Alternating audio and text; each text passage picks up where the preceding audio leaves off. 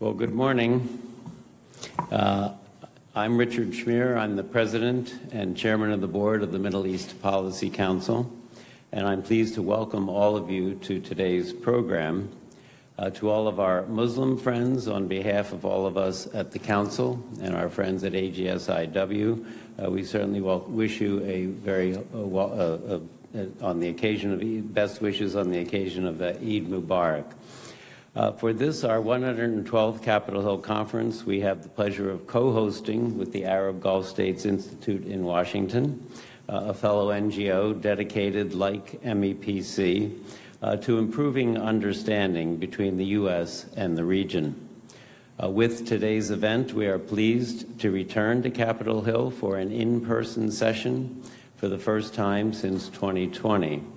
Our thanks to all of you who have joined us here in the Senate Dirksen building, as well as to those who have joined us around the world through the live broadcast. For our discussion today, we have assembled an outstanding panel of speakers to address the timely issue of the future of security in the Middle East. We look forward to a robust discussion of that issue with our panelists.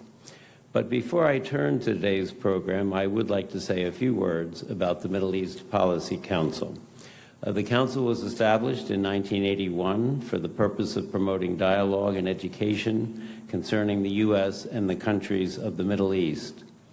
2023 marks our 42nd year of such contributions to the U.S.-Middle East dialogue.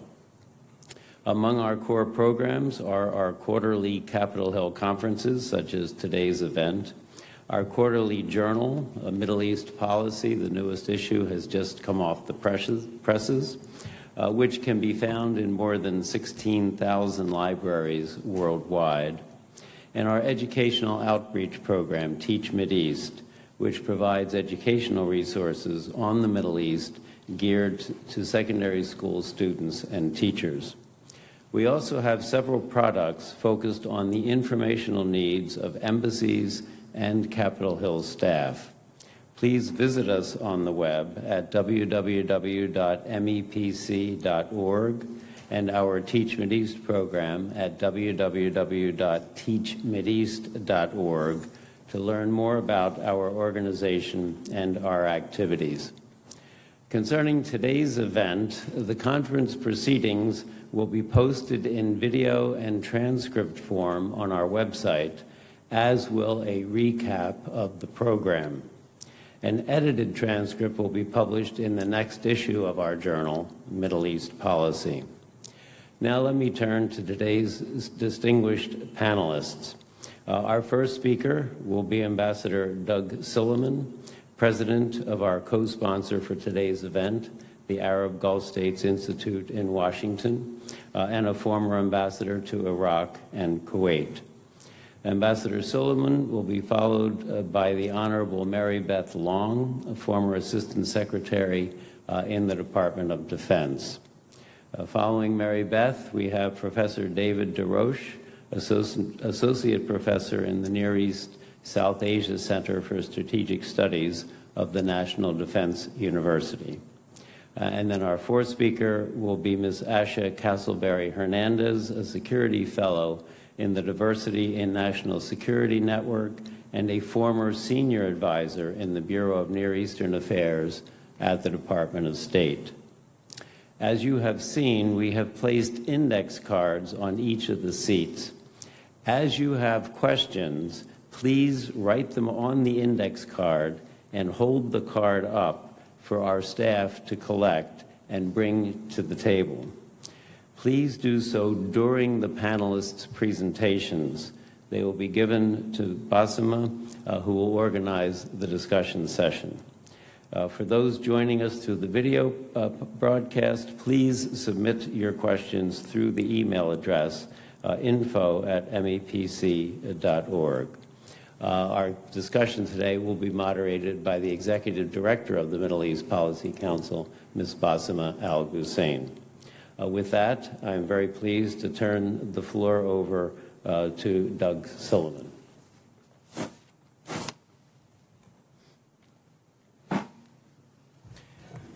Rich, thank you very much for the introduction. Thank you, everybody, for coming today. I'm really thrilled as the president of the Arab Gulf States Institute in Washington to be here and to co-host this event. We're glad to be back on Capitol Hill after a long absence because of COVID, and we hope that we can do things like this more often to bring the factual basis and the details of the way that the countries of the Gulf work to people on the Hill who would like to know more. I want to thank Rich Schmierer and Bassima Alghussein for cooperating with us, and from my staff, Raymond Karam and Bushra Lawrence, who worked very hard to make sure that this all came together well. And since I am the president of the Arab Gulf States Institute, I'm going to focus my remarks mostly on the Gulf and the Arabian Peninsula at first, but I need to start with a global overview to give you the context within which the security of the Middle East is going to evolve in the next decade. And I've got a confession to make to start. I'm a Cold War kid. I came of age in the 1970s, and it was clear to me throughout my childhood and adolescence that there were two big countries in the world, the United States and the Soviet Union, and that every country in the world leaned to one pole or another. The world was bipolar, and everything was built around that particular paradigm in the world. But with the fall of the Berlin Wall and the collapse of the Soviet Union, by the early 1990s, the United States became the world's sole economic, political, social, and military superpower. And it was in this context that I worked for most of my career as a diplomat, where there was American dominance in every factor, every issue, every topic, in every corner of the world. And unfortunately, in American domestic politics, this U.S. dominance is assumed to be continuing, and frankly, it has become politically unquestionable. And that's making it more difficult for Americans and others in the world, but especially policymakers, to understand the changes that the world is going through right now. In recent years, it's become clear that the United States has got two significant near-peer adversaries in the world, in China and Russia. But in addition to that, there has been the rise of a number of regional powers, middle-sized countries who are beginning to make sure that their foreign and defense policies fit their own vision of their country's interests. And among these countries are Turkey, Brazil, India, Saudi Arabia, and even close American friends and allies like Israel and the United Arab Emirates. The world has become multipolar, and it can no longer be evaluated in zero-sum game terms. It's not one side versus another, but a whole multiplicity. In some ways, this is no longer checkers, but three-dimensional chess. So, to the Gulf. While I am uncomfortable as an ambassador who spent a lot of his time in the Gulf, I have to say that many of our friends and allies in the region have lost confidence in the United States as a reliable security partner. Many believe, frankly, that the United States incorrectly is withdrawing militarily from the region. It's more a sense of an American withdrawal of importance, a pivot to Asia. And there are many reasons that we can talk about later in Q&A why this might be the case. But what is interesting now in the past couple of years in the Middle East, and particularly in the Gulf, is that while countries still prepared and are building their capabilities to counter what they see as security threats in their region, they are also conducting de-escalation and diplomacy to try to reduce the chance that those threats will be exercised and that they will have to use the capabilities on the military side that they're developing.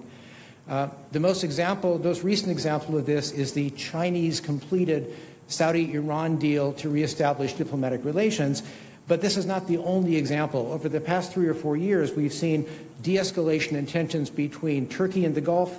We've seen a real move toward Arab reconciliation with Syria.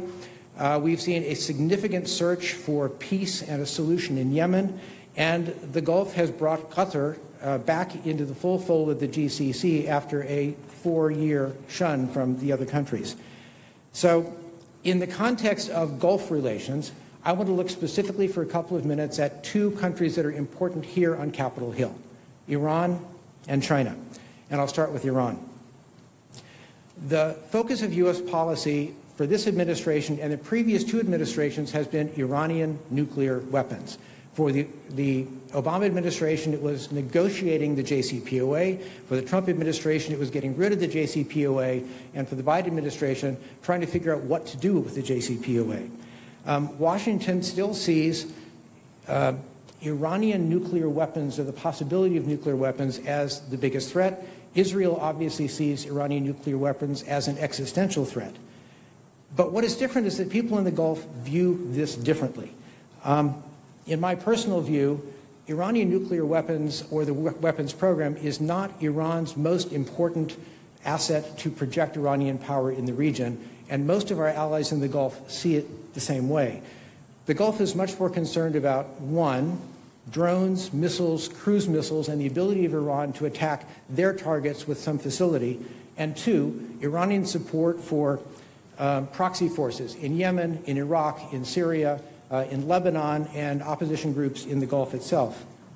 And many in the Gulf have concluded, as I said, that the United States cannot or has chosen not to defend them against these latter two threats. Let me turn quickly then to China.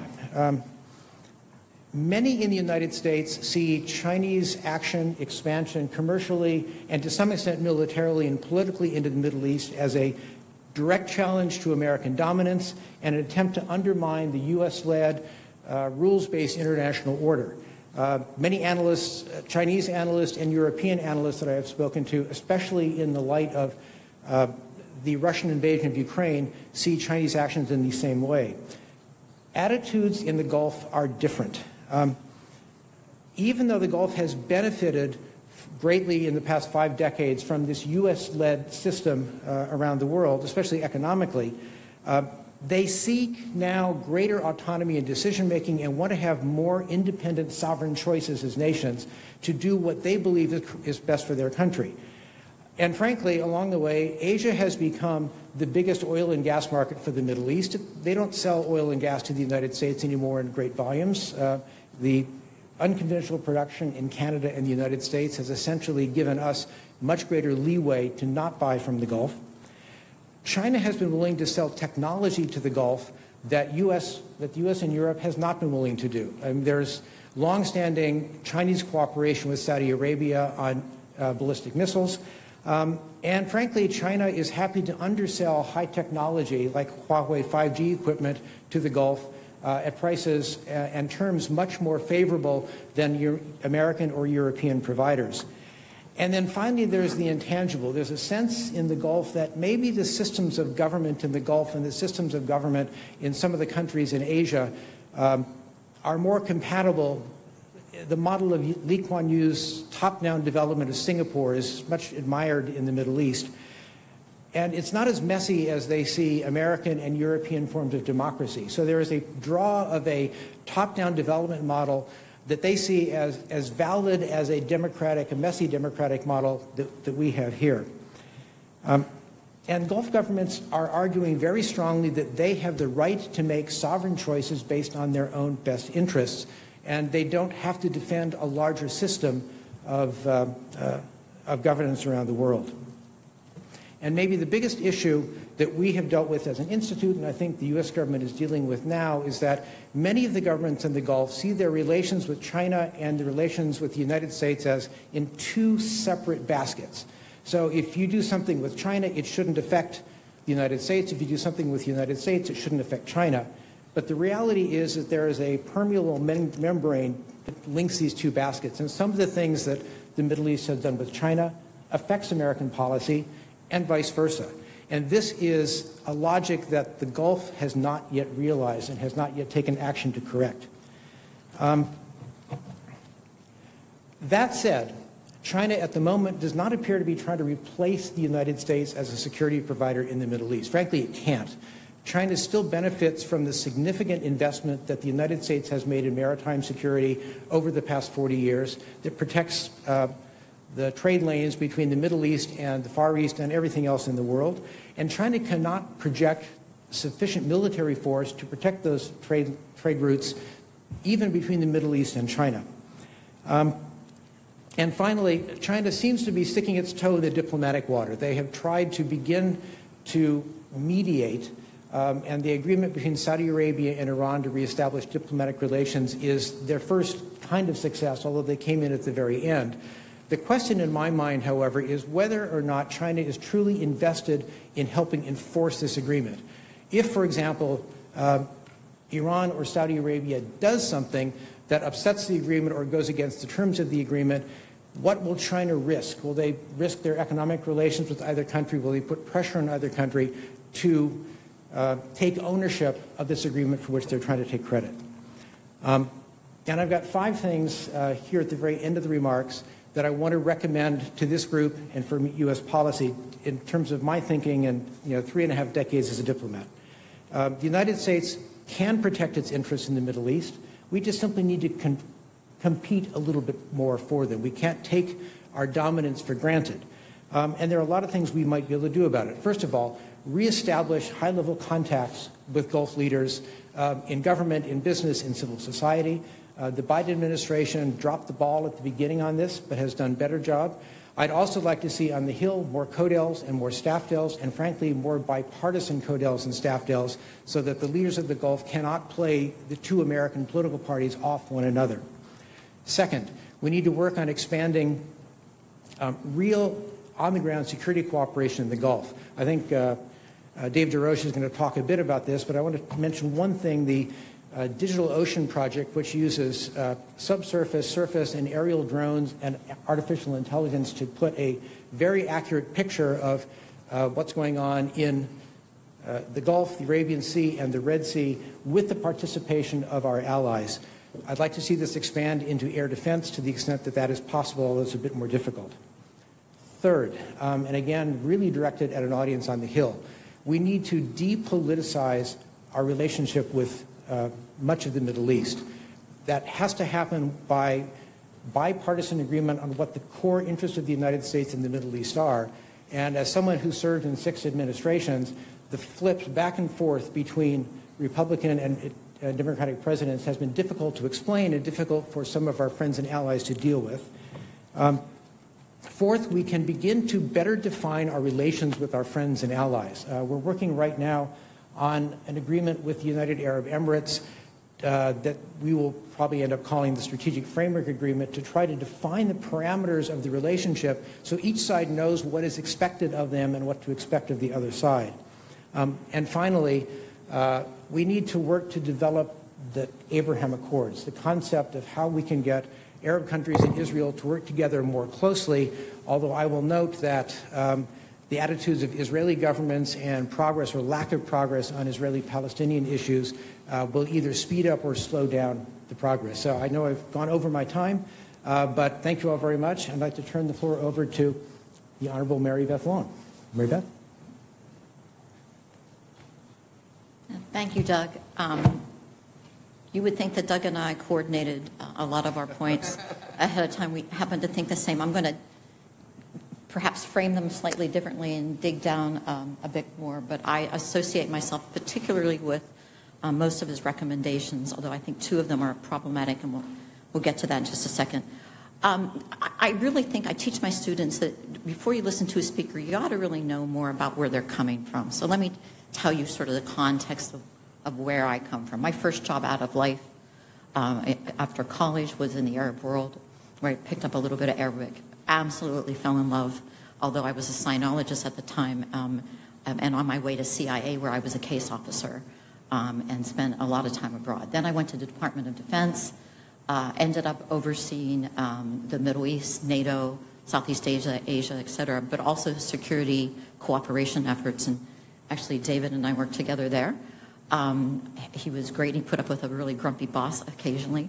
But so got very much involved in our relationship with the Middle East. And in those days, of course, most of the underpinnings of our relationship with the Middle East were 2 things: shared values. And we did have shared values. We had big disagreements on what was happening in Iraq and other places. But at the end of the day, there was mutual respect and a real desire on the part of most of the Gulf states in particular to really align their military with ours. And I think that's changing and perhaps has even changed.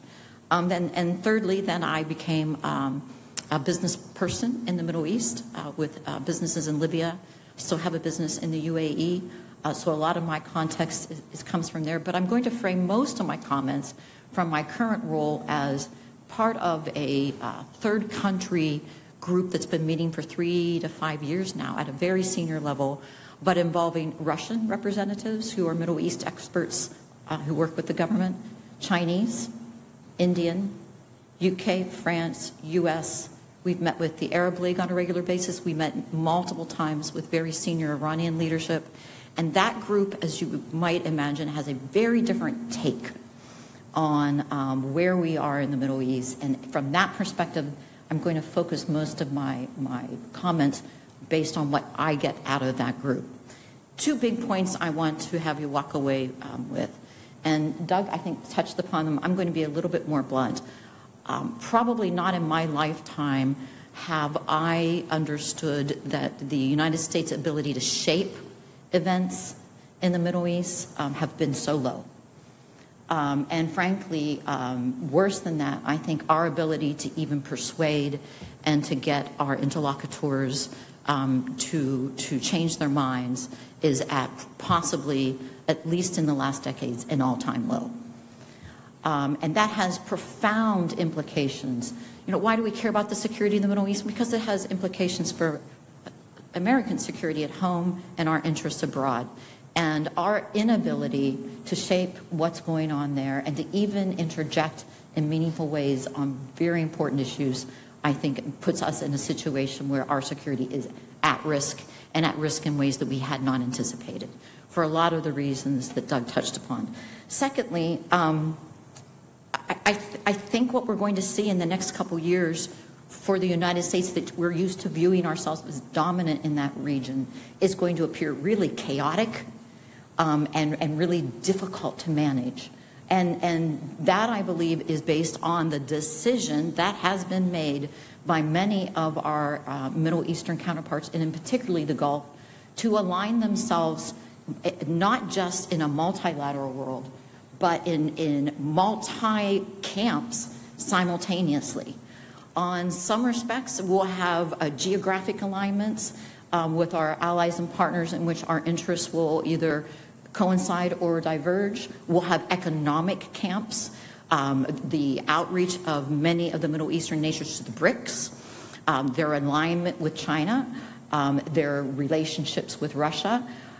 Those are very different than geographic based. And then there'll be issue alignments that they will choose that will be sometimes in coincidence of our interests and sometimes opposed. And what it's going to mean is we don't get to be the senior partner anymore.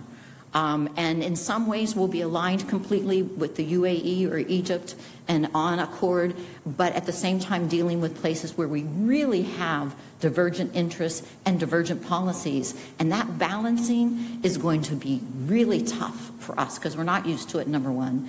And because of the lack of bipartisanship, I think in particular, we're just not adept. And it's going to seem from a U.S. standpoint chaotic, dangerous, mysterious, and difficult, much more difficult than in the past. I think really the signs of this we have missed, and I'm just going to quickly tick through the signs of this decoupling in some important ways, just to sort of tick through them really quickly. In Syria, you saw some cracks develop. And these were cracks that had sort of been glossed over during the Iraq War, et cetera. We all agreed to disagree, but the relationships were quite close. Syria, they became more profound. Then we had the struggle at the beginning of the Ukraine votes in the United Nations, where, boy, we were so disappointed and somewhat shocked that some of our Middle Eastern allies didn't vote immediately in the ways that we thought. And, oh, wow, you know, what happened here? What do we need to do? And then we have this relationship, this building and solidification of relationship with China, and the decision, I believe, of, and let's be honest, it's no different than our decision, but the decision of our Middle Eastern allies and partners that they were going to stick aligned with China economically. We are too, by the way, in important ways. But that decision was made, and you see the UAE making it, you see Saudi Arabia making it, you see Egypt and Sudan. As a practical matter, they can't afford not to because of the context of the peer-to-peer conflict where China is not going away. And if anything, there's going to be a reset.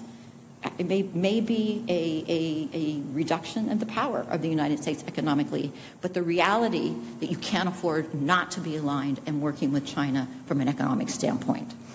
Third, you had the consideration of many of our allies that, well, dip a toe in with China on economically, might as well do so militarily. And consideration given by many of our Gulf allies and our Middle Eastern allies of actually having a Chinese military presence of some form or an enhanced relationship of a longstanding one like in Saudi Arabia with China that puts our teeth on edge.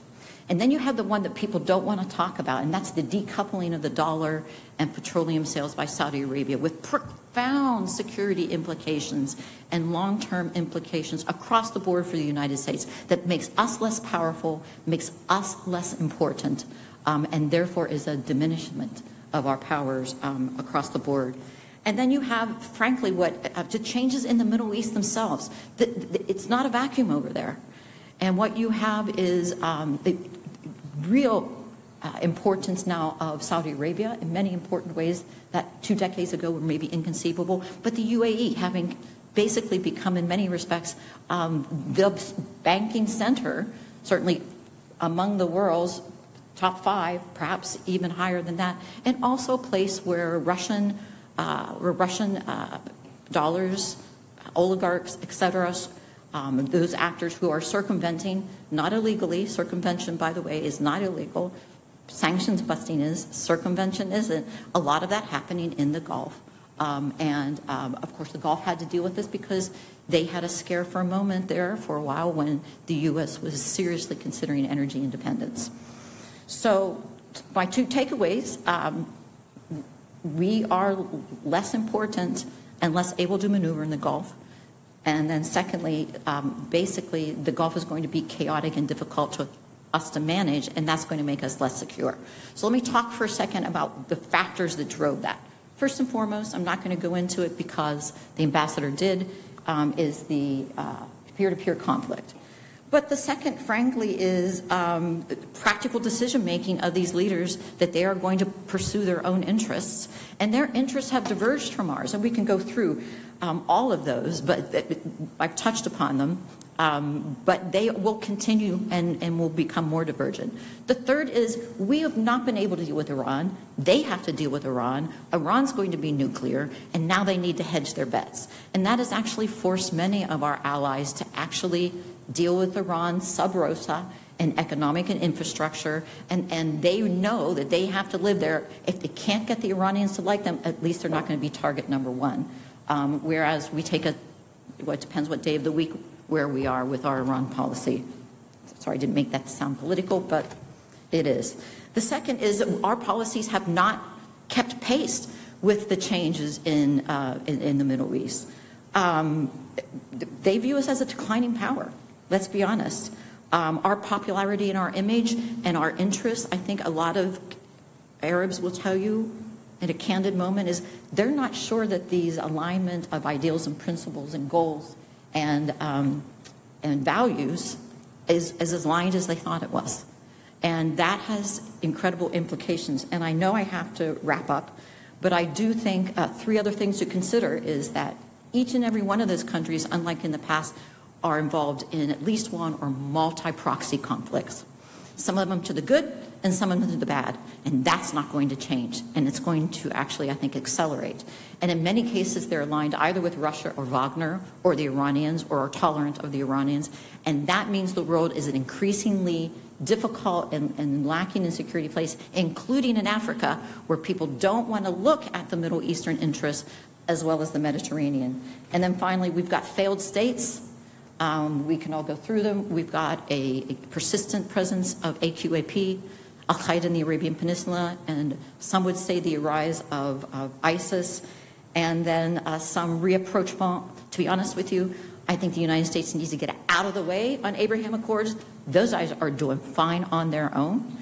Between most of the Middle Eastern countries and Israel, Israel has managed to throw a clink into the machine with some of their outrageous personal and ultra-rightist individuals that is going to unfortunately bring Palestine back up to the center of attention. It had gone into the appropriate context, so that's going to be difficult. So bottom line for most of you out there, less secure, more chaotic and difficult, and we've got to deal with the fact that we are no longer top dog, that these countries are not against us, they're pursuing their own interests, and we need to figure out how to deal with it.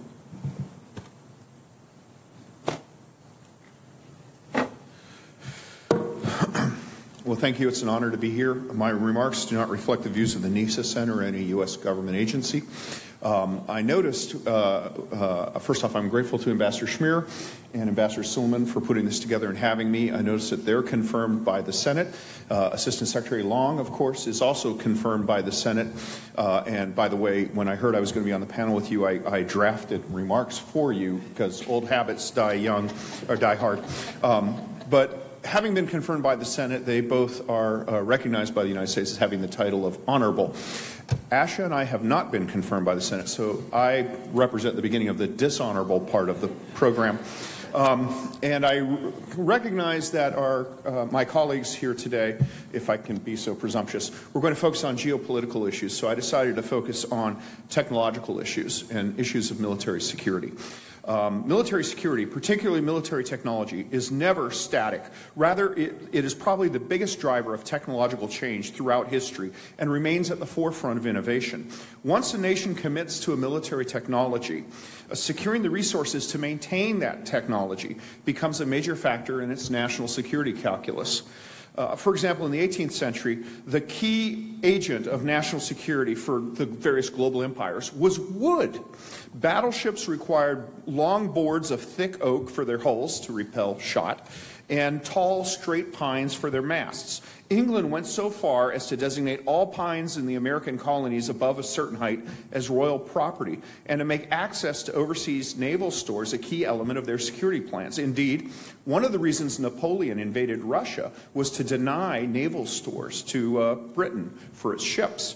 The British recognized they had a problem, and in the aftermath of the American Revolution, they planted a number of dedicated naval forests to ensure they had a reliable and uninterruptible source of oak for new ships. Their thrift was admirable, but their foresight was flawed. The first tree from these new forests was ready for harvest in 1914, well past the age of steam and steel. The purpose of this historical lesson was perhaps to show my erudition, but to show that the pace of tech, that's an inside joke. Assistant Secretary Long fired me twice, so I have to, is to show that the pace of technology, even for the most advanced country of its age, is faster than governments and even individual men can anticipate.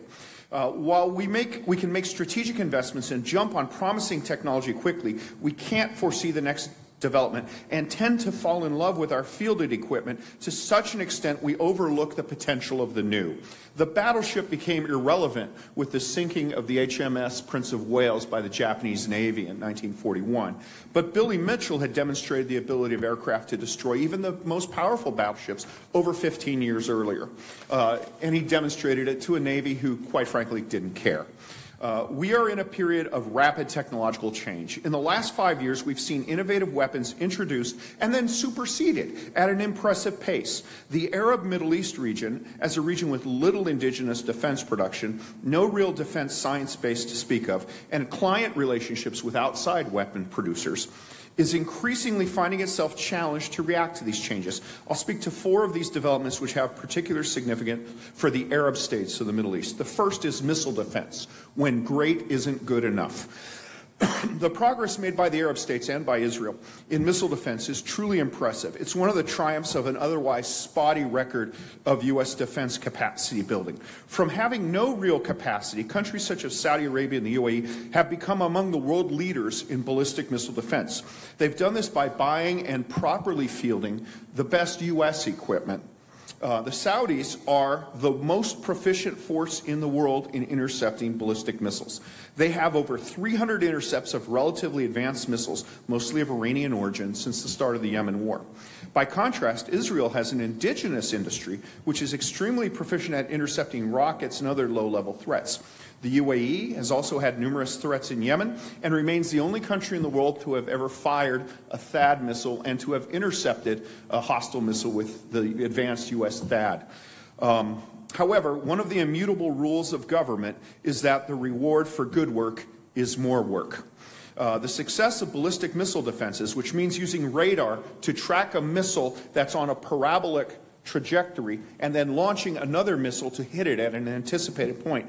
The fact that we've been successful in that means that the enemy has adapted and uses something that doesn't go on a parabolic trajectory. So in the 2019 Abqaiq attack, only cruise missiles and drones were used to strike at the heart of the Saudi oil industry. Here's how the enemy adapts to effective ballistic missile defenses. The first adaptation is to try to overwhelm the defenses with salvos of ballistic missiles. This relies on the inherent economic asymmetry of missile defense. Basically, a missile costs tens of thousands to hundreds of thousands of dollars, but it costs millions of dollars to intercept that missile. You can create multiples numbers of hostile threats, and nobody has enough to counter repeated salvo fires from a protected or unattacked launch base. The second adaptation is the development of attack weapons, which either can't be detected with conventional air defense radar, or which cannot be engaged by defensive missiles or guns because of the speed of their approach. In the former category, we have drones, which generally have too small a radar cross-section for existing and fly too low for existing air defense radar to track and locate. In the latter, we have seen the claimed but not proven a development of hypersonic missiles, which will have both the ability to maneuver, making the radar tracking ineffective, as well as the speed to outrun any current defensive weapons. But I would argue that's claimed, not proven. I'm skeptical on the claims by Russia, China, Iran that they actually have fielded a hypersonic missile. Middle East countries have made a huge investment in ballistic missile defense. The investment will need to be sustained and expanded as it becomes easier and cheaper to make and fire ballistic missiles. Indeed, Iran has already transferred technology to produce indigenous missiles to Hezbollah. The U.S. has been trying for decades to encourage the GCC states to build a combined missile and air defense network, but with only limited effectiveness, as Ambassador Silliman noted. The technology needed to identify, track, and intercept these new missiles, these new weapons, is still in its early days. It remains uncertain if any Earth-based system will be able to defeat a maneuverable hypersonic missile, should one actually be fielded. With drones, the challenge is to acquire a small, non-metallic target flying at low level. New sensors which detect and analyze sound, heat, and other characteristics will need to be developed and fielded alongside traditional ballistic defense radar. As with so many other fields, machine learning will help direct targets and separate them from benign signals. The countries of the Middle East are not developing any of these capabilities. Rather, they will wait for these capabilities to be developed and fielded by their partners, usually us, who will have more advanced defense industries, and then purchase the capabilities once they're proven. This approach is expensive and may be less effective than desired because of my second factor, which is the ever-tightening spiral of countermeasures. Let me go back to a little history. Weapons and the means to counter weapons are developing at a rapidly accelerating pace. In World War I, the first prototype of the P-51 fighter, which was the fighter that could accompany U.S. bombers all the way over Germany and back, the first prototype was ready in October of 1940. By 1943, there were fielded in large numbers, equipped with upgraded Merlin engines produced by the British because the American engines were not sufficient, and basically tipped the bombing campaign over Germany into the favor of the Allies, where we were able to actually accompany and protect our bombers all the way to Germany and back. You can draw a line from the fielding of that and see the U.S. bomber losses go and then just recover. This was breathtaking speed, 3 years from prototype to large fielding. Now consider the changes we're seeing here at the Ukraine war. At the start of the Ukraine war, the weapon that everybody was talking about was the TB2 Bayraktar drone because of its performance in the Armenia-Azerbaijan war. We haven't heard anything about it since. The Shahed 136, 137 that Iran has provided had about 3 months of news media coverage, 3 months where it was uncountable. Now, we don't hear much about it because the Ukrainians have been shooting down about 90% of the ones that come in there. They found counters to it. We can expect this cycle to continue at an accelerated pace. A weapon will be fielded, a counter will be developed, the weapons or the tactics which field the weapons will be developed to counter that, and it will be replaced. Weapons are becoming more software dependent, and the updates and counters will move towards the standard of continual counter development that we see with antivirus software, where your computer is continually updating every time you turn it on or even while you're in the middle of it. That's the way it's going to go with weapons. It's going to go to hours, not years. The problem for the Arab Middle East countries is that they generally do not have the capacity to physically modify or develop these advanced weapons. They can develop tactics which minimize the effect of rapid weapon developments, but in general they will seek to rapidly acquire advanced equipment from their Western partners. The risk is that with this accelerated cycle of measures and countermeasures, by the time they're able to identify, get permission, purchase, acquire, train, and field the weapon will already be out of date. By the time the weapons are fielded, their maximum period of utility may have ended. This will have a particular effect on areas of modern warfare which are most software dependent: cyber, electronic warfare, encryption, precision targeting, and C3I in general. On that gloomy note, let me turn to a third most uplifting issue, and this is the rapid increase in domain awareness. Civilian sensor capability has advanced logarithmically in the last 10 years. Now you have a car which is continually tracked, which is continually in communications. If you run off the road and your airbags deploy, it sends a notice and calls emergency services. My car tells me if I'm drifting out of a lane and maintains a constant distance from the car in front of me. This level of sensors is being applied militarily. As Ambassador Silliman noted, the U.S. Navy is in the lead of this and has established a fleet of unmanned vessels and aircraft which maintain that. The Army and the Air Force have followed the Navy, I'm sorry to say. The Army has Task Force 39, which focuses on counter-UAS. The Air Force has Task Force 99, and if they don't hire Barbara Feldon as their celebrity spokesmodel for that, I will be very disappointed. But Task Force 99, which looks at UAS, I see we have a younger audience, you don't know what I'm talking about. In the past, the sensors have gotten better but have been limited by human interpretation of data. In some instances, as we saw with the Chinese high-altitude balloons, we collected data on this but honestly didn't know what we were looking for. And so only after we realized that there were high-altitude balloons flying over the United States, we went back over our old data and were able to determine that there had been other patterns. In other instances, we see the data is acquired and collected, but it's misidentified and misinterpreted. And the best example of that was the USS Vincennes shooting down an Iranian civilian airliner, in large part because with 1980 technology, the icon on the screen for the airliner was overlaid with the icon on the screen for an F-14, which was actually idling on an airfield. Sensors have improved greatly over the past 50 years, but the human factor remains problematic. I worked at DHS after the second time Ms. Long fired me, and studies have shown that what we learned at TSA, most humans are useless looking at a screen after 20 minutes. What really makes the innovation possible is the fact that machine learning will lessen the burden on humans to interpret and classify that data. Because this development is driven mostly by commercial sector, and because this machine learning technology is so widespread, it is possible that this machine learning is one area where our Middle East partners will be able to develop and field their indigenous capabilities, as called for in Saudi Vision 2030 and other documents. Now, on a less pleasant note, let me take you to my final point, which I call Dr. Strange Dave, or how I learned to stop worrying and start loving the bomb. Perhaps the biggest future security concern in the Middle East is the possibility of Iran obtaining a nuclear weapon. This issue has dominated security discussion of Iran to an extent that more immediate threats like drones and proxy warfare have really been neglected here in the West, although not among our partners in the region. Various senior Iranian officials has openly discussed their pathway to a weapon, and a senior American official said Iran's breakdown period is down to a matter of weeks. There are two problems with Iran acquiring a nuclear weapon. The first is that if Iran becomes a nuclear power, it may coerce other people there. It will become paramount, and it impose its will in the region. The second, and probably greater concern, is that if Iran becomes a nuclear power, the other regional states may decide that they have to become a nuclear power as well. and will embark on their own programs. This is, I would argue, a worse outcome because it increases the possibility of accident, it increases the possibility of instability, and it increases the possibility of miscalculation. So the first scenario is like World War II. You have a bad person who needs to be opposed. The second scenario is like World War I, where you have a system of multiple countries pursuing their own interests, which leads to some unforeseen escalation.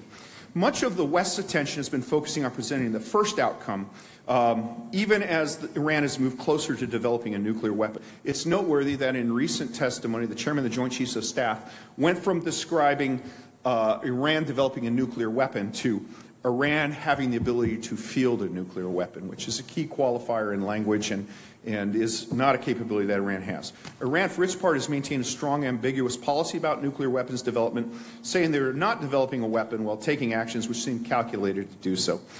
The problem with this Iranian policy is that it seems to encourage our partners to develop their own capability. This is not an outcome to be welcomed. The region is concerned about our reliability, particularly since the Afghan bug out. And the Emiratis in particular were extremely unhappy with the lack of a U.S. response to the Houthi missile attacks on Abu Dhabi. America's partners are doubting America's resolves and may look to their own defenses. So perhaps we should take a few steps towards developing a more credible infrastructure, not weapons, but infrastructure, for American support against a nuclear Iran. I'm talking about things like construction of dual-use conventional support facilities, such as hardened revetments, enhanced security special munition storage facilities, enhanced multimodal terminal movements that would offload ammunition and easily disperse it, which could provide the framework for an enhanced regional deterrence capability should Iran actually go nuclear. If we wait until Iran has a nuclear capability to start construction, then these efforts will be seen as escalatory. There is a paradox here. If you wait until there's something nuclear, you can't actually take a preventative measure because that in itself is seen as escalatory. This was the problem we had with ground-launched cruise missiles in the 1980s, Greenham Common. The idea was that if there was a period of heightened tension, they could be dispersed, but by dispersing them, you heighten tension yourself to a level that probably no political person could ever do this.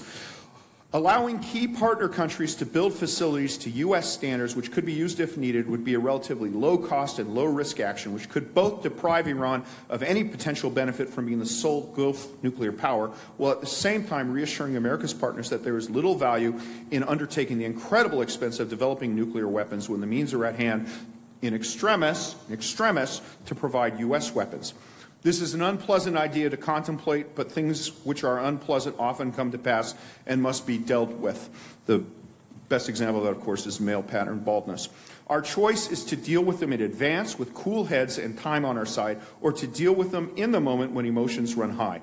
It's very rare that a disruptive military threat can be mitigated by pouring concrete, but that's where we find ourselves. We are at the point where a nuclear Iran, albeit with individual weapons rather than a fielded capacity, is pretty much beyond our ability to prevent. We have to prepare to manage that. We've tried negotiations, we've tried confrontation. Both have achieved similar results.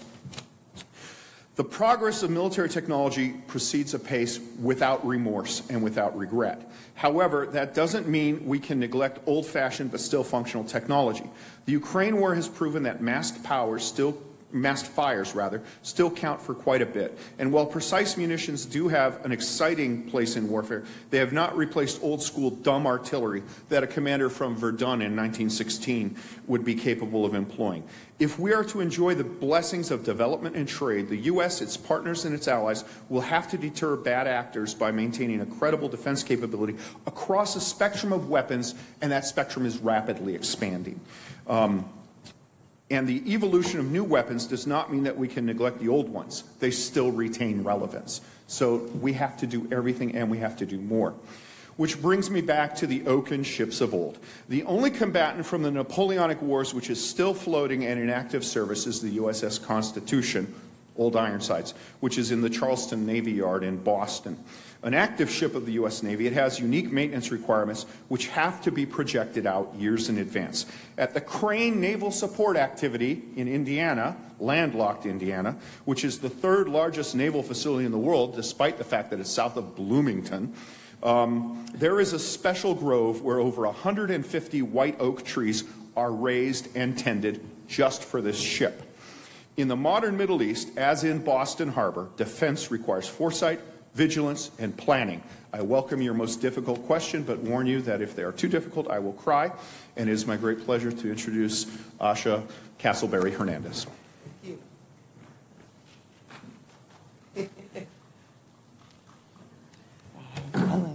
Thank you so much. Wonderful presentation. Enjoyed it. So I agree with Honorable Mary Beth Long that we should definitely share a quick background about each other.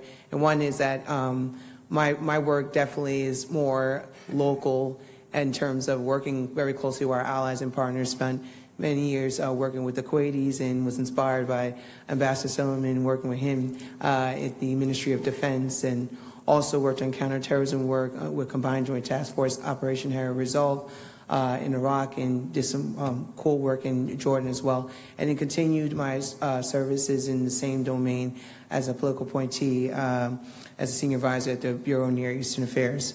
Okay, so good morning, good afternoon. Thank you so much for this wonderful allowing me to address everyone about my perspective on the future of Middle East security. So I'm going to really double down on just China in general and, you know, the era of strategic competition. And you'll hear that there's a consensus up here as far as how we believe where we're going in terms of dealing with the role of the PRC moving forward.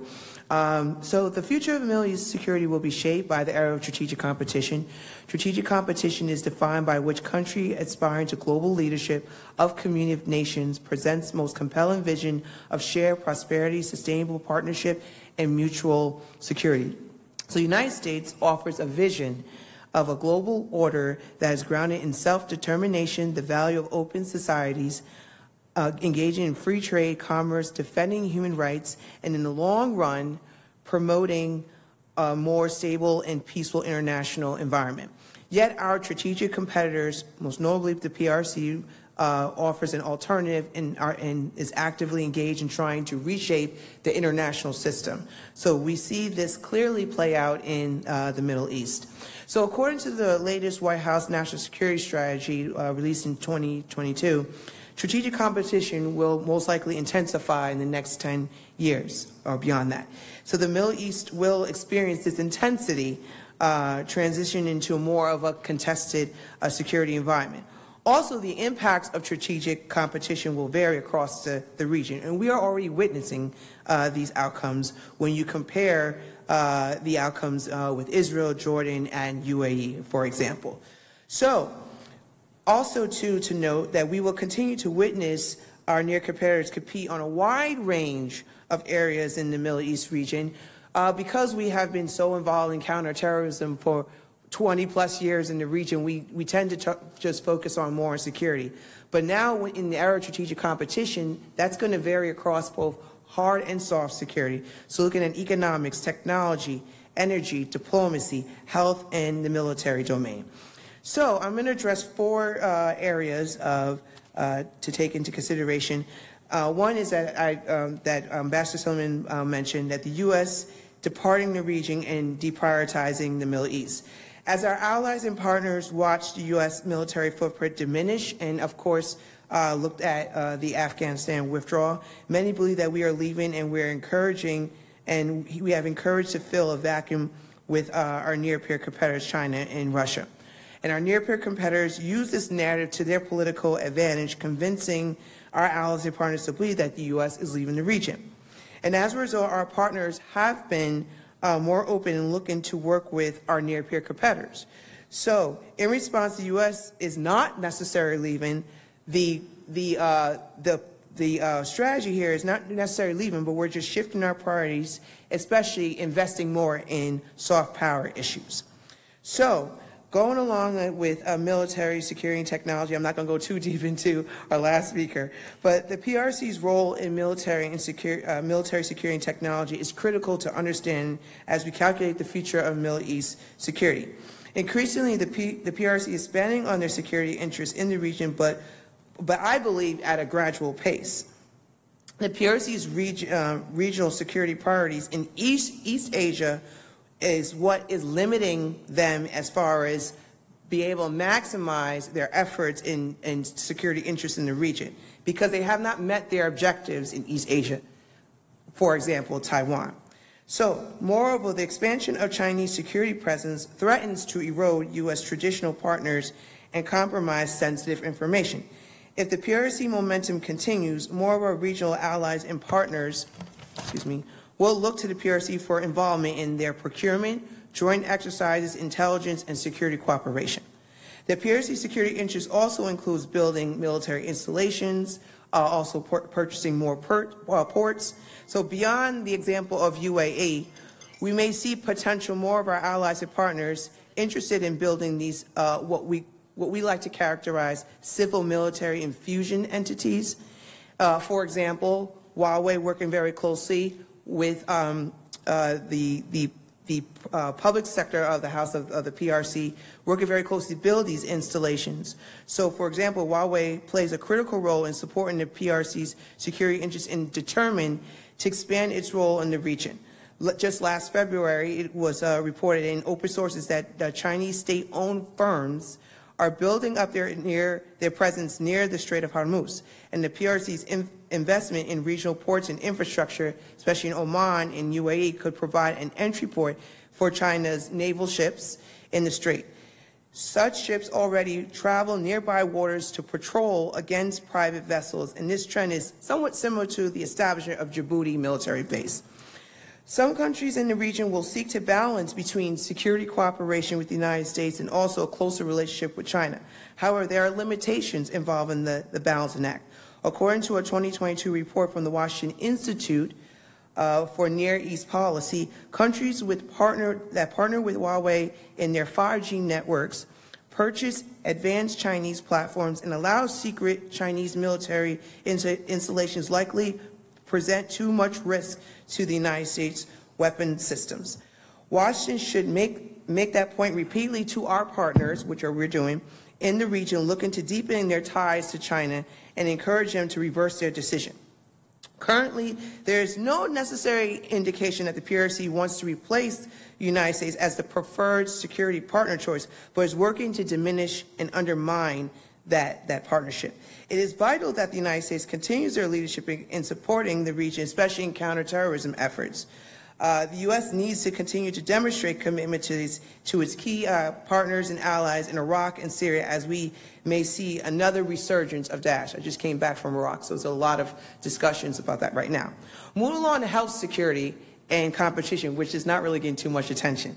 Considering the area of health diplomacy, early on during the COVID-19 pandemic, the PRC aggressively promoted using Chinese-developed vaccines and offered the United States what appeared to be very advantageous terms to most of the Middle East. However, the United States has the benefit of trust in its relationships in the region. The United States was scaling up vaccine production from the world and working with domestic and other Western pharmaceutical companies to increase vaccine supplies. The U.S. steps to guarantee that other countries, especially developing countries, receive adequate supplies, and the U.S. committed to invest in local vaccine production, like the Chinese did, and to coordinate more closely with our partners. The Quad vaccine partnership between the United States, India, Japan, and Australia committed to expanding local production for safe and effective doses of COVID-19 vaccines over the past 2 years. Trust both in the United States diplomatic promises and in the quality controls of Western firms has meant that more people throughout the Middle East prefer to receive U.S. and Western production vaccines. So we effectively were able to compete against UAE and China's local vaccine production, which they were trying to expand throughout the region and also going into Europe. Move along with peace negotiations. As we know, the big discussion right now is this huge deal between China, KSA, as well as Iran. The PRC is trying to pursue a balancing act in the region by positioning itself as a neutral peacemaker. It is no surprising that the PRC continues to find its opportunities to play as a peacemaker. We have clearly witnessed signs of this behavior prior to the recent China, Saudi Arabia, Iran peace deal. they have made attempts within the last 2 years to become a peacemaker between Israel and Palestine, but unfortunately they failed at it. And then also the PRC has covertly played a part in normalizing relationships with GCC and Bashar al-Assad's regime, plus has tried to set conditions with normalizing relations with Iran by establishing this 25-year partnership with Tehran. So the prospects of the PRC succeeding as a peace negotiator is still up to debate. China will have to confront strategic challenges that compromise its show of neutrality. As part of its deal, all three parties agreed that non-interference in internal affairs of its states is crucial. And we need to watch closely to see if the PRC can really convince Iran to relinquish its malign activities, including in Yemen, Iraq, Palestine, Lebanon, and Syria. The success of the deal will depend on local realities on the ground. Plus, the United States expanding Chinese involvement will not usurp the U.S.'s role in dominant military power in the region. So, moving along to my recommendations, they're very short.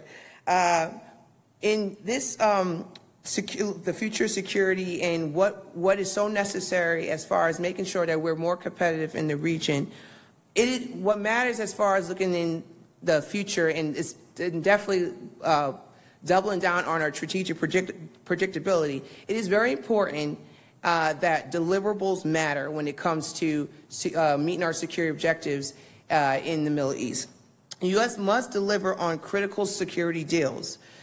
We can no longer delay on key security deals to our allies and partners unless it's in our strategic national security interest to do so. If unable to deliver, the United States should work closely with its allies and partners to cover down, mainly Europe. Mr. Betts, I see that you're here, so you understand that point here. Also, continue to leverage competitive efforts by creating and expanding on new alliances such as the Abraham Accords. But also doubling down on new opportunities such as helping to create new partnerships between the GCC and our ASEAN community on how we can meet our security objectives. Also, continue to maintain our leadership in U.S. counterterrorism efforts in Iraq and Syria. It is prudent that we continue to show our support and I want to thank Congress for actually supporting that U.S. maintain their military presence in Syria. And last but not least, continue to stop the buildup of PRC military installation/basin, and also effective compete in commercial diplomacy. Thank you. That's all I have.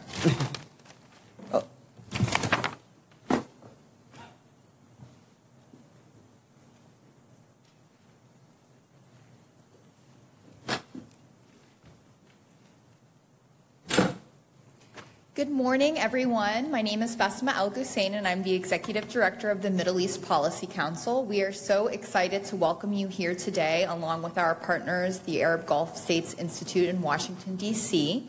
And a huge thank you to our esteemed panelists for what were absolutely fascinating remarks.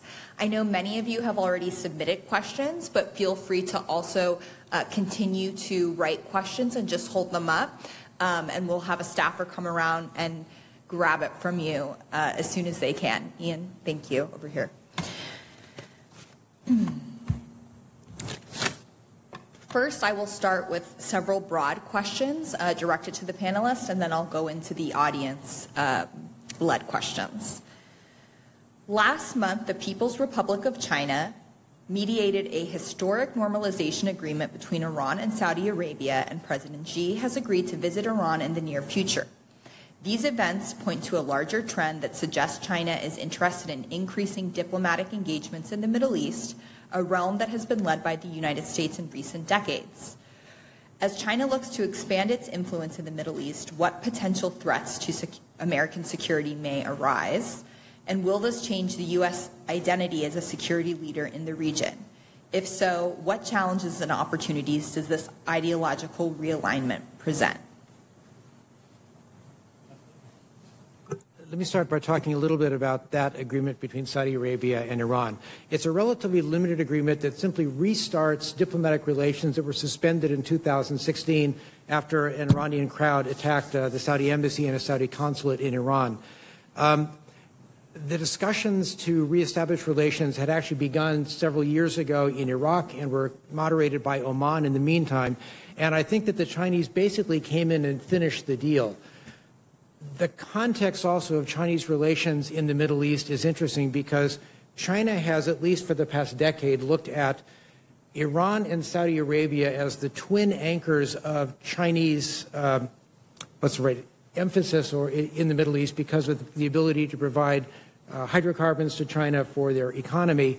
So this is not, in my mind, an unusual place for China to work on reducing tensions and trying to get them back together. So I don't want to make too much of this. I also believe it will be the proof of the pudding is in the eating. We'll see whether the Chinese have actually embraced this agreement and whether they're actually willing to enforce it when inevitably something goes wrong that calls this into question. In terms of attempting this hurting U.S. interests, we don't have the credibility with Iran to have negotiated this or to have closed it. So it really isn't something the United States should have done. And as long as this reduces tensions in the Gulf, I don't see that this is necessarily against American interest, unless our egos are just hurt because we didn't actually finalize the agreement, in which case, I mean, as a diplomat, my egos got hurt all the time. So it doesn't bother me all that much.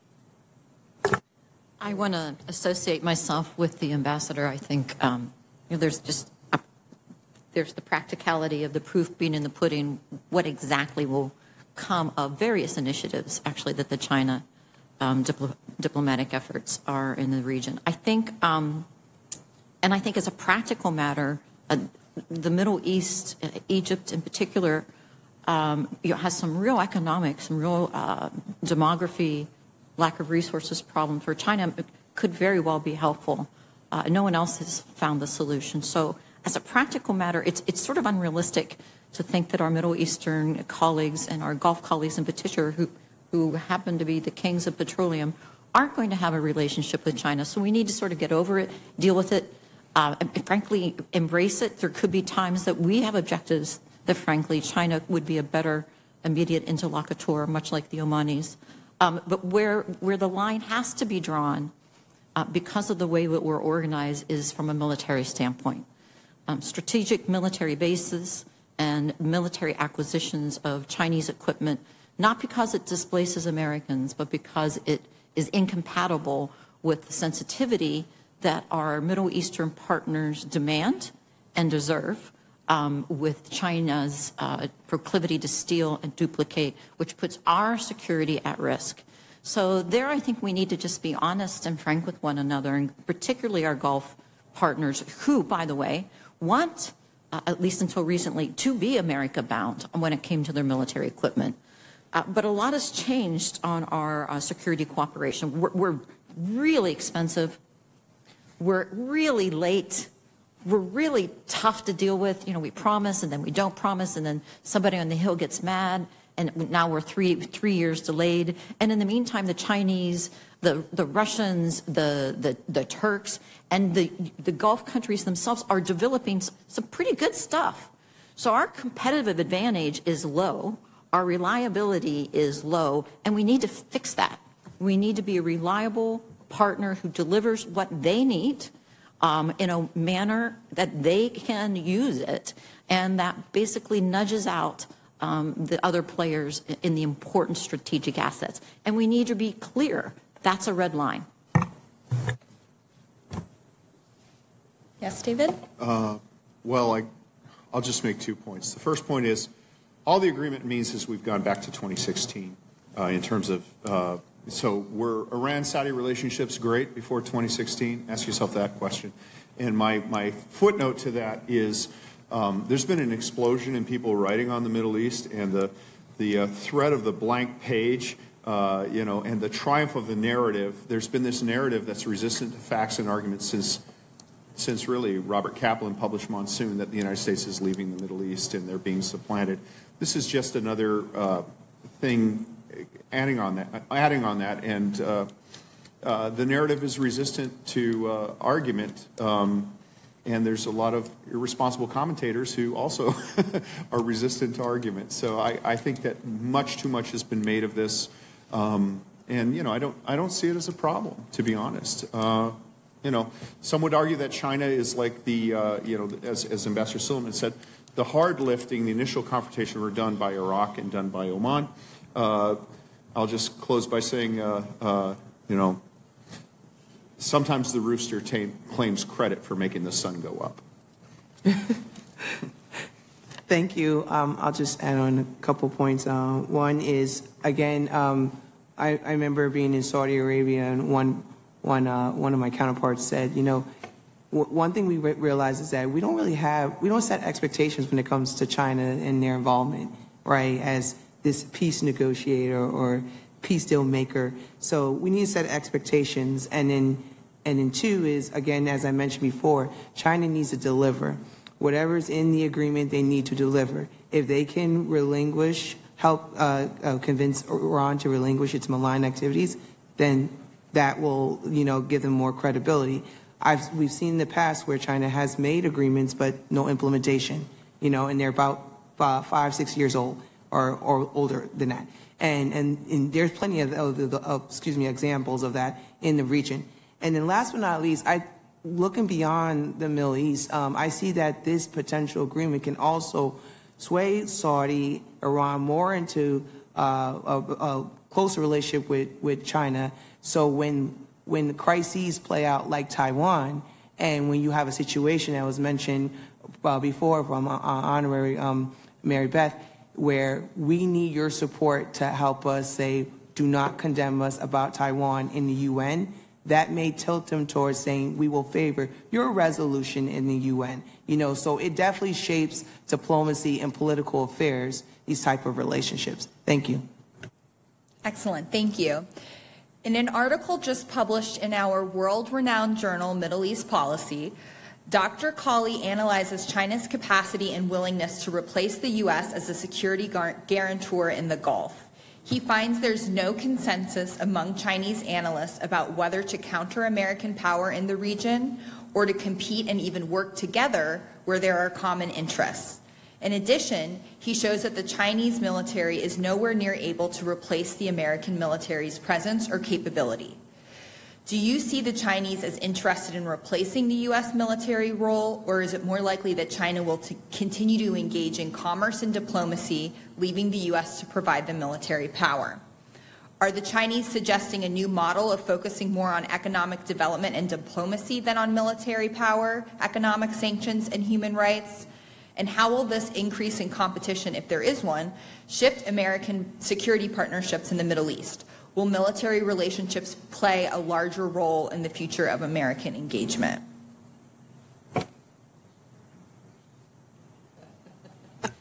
Yes. Sorry, I was writing down my notes. As far as replacement, no, I do not think that PRC is will try to replace a U.S. military base, but I think they will build up one to compete against a U.S. military base and also utilize that military base to conduct surveillance, also use that a way to expand on their security cooperation interests with our allies and partners within the region. So I think, you'll see a level competition enhance as that military base is established, but not necessarily completely replace it overall.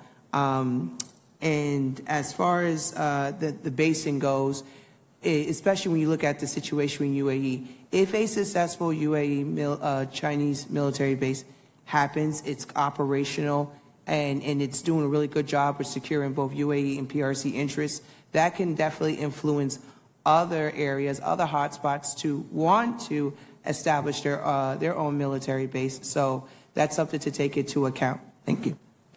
Yeah, I concur. Excellent. I just have to remind our speakers to please speak into the microphones for the recording. Thank you. I concur. Let me point out a paradox in American thinking. We haven't seen it in, it was a few administrations ago. People would describe China as a free rider on America's security regime in the Gulf, that the U.S. Navy provides the security for China's trade and imports of oil. That was an unfortunate choice of words, because free rider normally refers to like an ally that, like the NATO allies who don't contribute to their own defense. But there's a paradox in American thinking. If you're saying, well, China benefits from this, okay, what if China decides to step up and sends an aircraft carrier to the Gulf to protect their shipping? We would have a heart attack. So I think the Chinese are smarter. They know that we're kind of in a paradoxical bind. They can capitalize off of that, and they will keep their presence sub rosa, both to bolster their image as sort of the leader of the global South, the leader of the anti-imperialist, the people opposing what they argue is an oppressive world order that the United States input, yada, yada, yada. But at the same time, they'll have enough capability there to continue to track, acquire, and if need be, intervene at a time and place of their own choosing. Basically, they get the benefits without the obligations.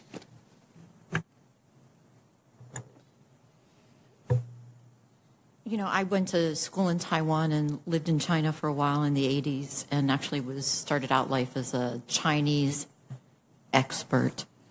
I think people underestimate China and President Xi.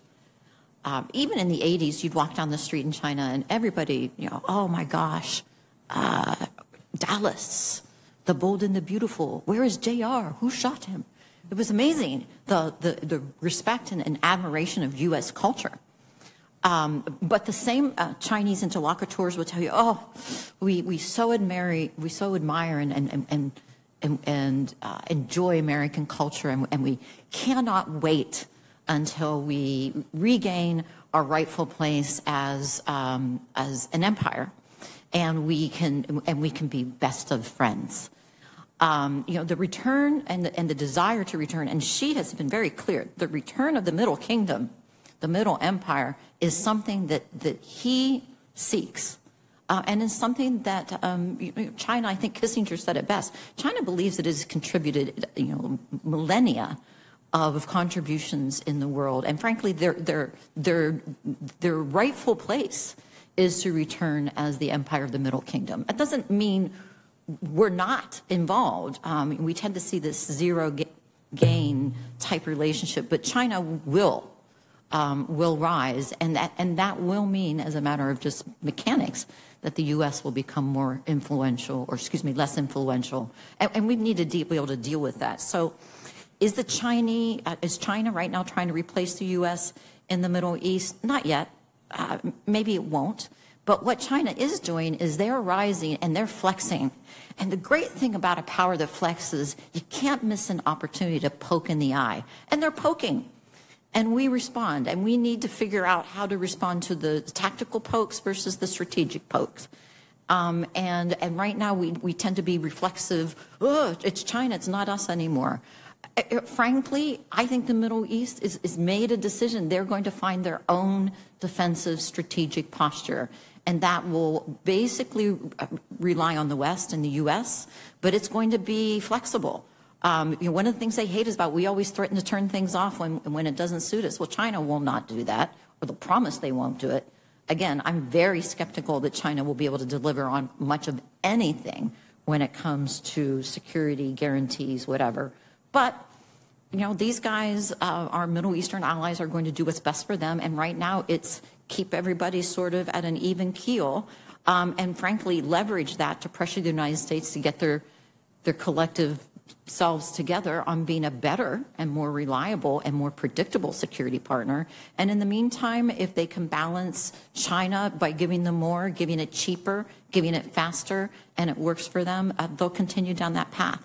But I'm not sure what China's eye on the prize is much closer to home. I don't think they'll risk the Taiwan solidifying what's going on in Hong Kong and basically dominating the Pacific for anything that they're doing in the Middle East. Right now, it's like cost gain ratio, and right now the costs have been low and the gains have been significant in the Middle East. I was going to make the last point that Mary Beth just made, so I'll leave this one not saying anything. Excellent. Thank you. Recently, the Department of Defense released a statement identifying an alignment of threat perception between the U.S. and countries of the GCC, which includes the UAE, Bahrain, Saudi, Oman, Qatar, and Kuwait. This alignment is centered around a shared perception of Iranian threats. One, how can the U.S. expand security cooperation with GCC countries in order to better contain Iranian threats?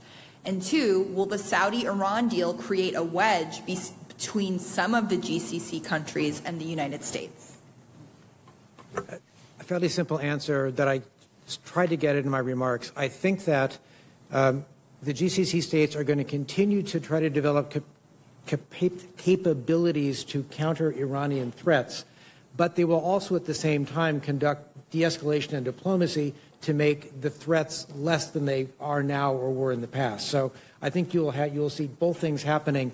The extent to, I think the United States will be very involved in that first piece. I think we should be involved in that second piece, but up to this point, we really haven't been as much as I would like to see us. Well, turnabout is fair play. I'm going to affiliate myself with the ambassador's comment, with one small exception: the nuclear.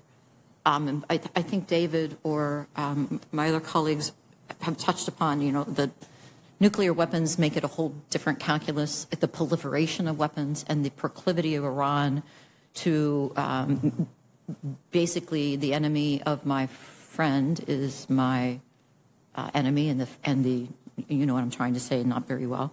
But, who would have imagined ISIS and Al-Qaeda would be in Iran? And it's not far for me to see Iran, which loves to be the spoiler, giving a nuclear or a dirty bomb or some nuclear type capability to a third party, and there's where the hard line is. Dustin, if I can talk a little bit about nuclear weapons, because Sure. I'm still not convinced that the Iranian leadership has decided that having an actual nuclear weapon is in their strategic benefit. I can see a situation where having a bomb in the basement, the component parts prepared, without actually assembling a bomb and without actually testing an explosive device, gives them some strategic advantage without the risks that it would be involved if they go to building or testing a nuclear weapon. So, as I said in my remarks, I think, frankly, that these low-altitude or inexpensive ballistic missiles and support for proxies is the way that Iran has chosen to project its power in the region. It's less expensive. It is less politically difficult than a nuclear weapon. And I'm not convinced that Iran necessarily has to go to a bomb. They just want the option, and the uncertainty may be more valuable to them than the fact of having a weapon. So a question on that note for all of you. In light of the recent Iranian-Saudi Arabian agreement, do you see potentially any of these proxy conflicts decreasing throughout the region? And if so, how would that affect stability and American partnerships? Okay, the answer is, since the reduction in the proxy conflicts is part of the agreement that was discussed, in Iraq, in Oman, and with the Chinese, that will probably happen for a short period of time.